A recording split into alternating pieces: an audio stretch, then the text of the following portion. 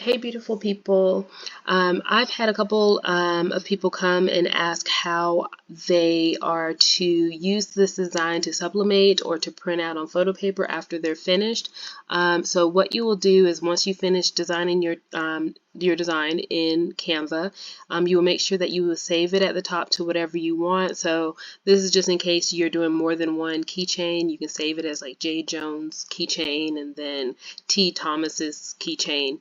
That way you have file names for each one, but if you're just doing the one, then you can just name it to whatever it suits you. I'm going to keep mine as Keychain Mock. I'm going to go up to Share, then I'm going to go into Download.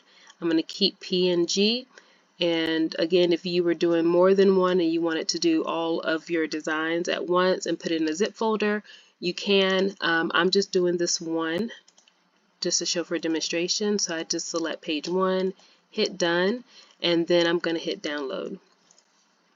And then once it downloads, you would go into the software of your choice.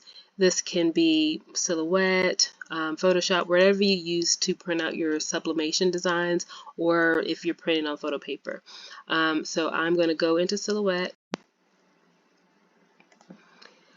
Okay, so I am back with the second part of the video. I am uploading, I have uploaded my design into Silhouette Studio. So I just, went to open and I got my design and I opened it up, and then it came as the size that it should be, but you can maneuver it around to whatever size is going to fit your sublimation blank or your keychain, acrylic keychain, if you're doing acrylic keychains or like on photo paper, and then you'll be able to print from there.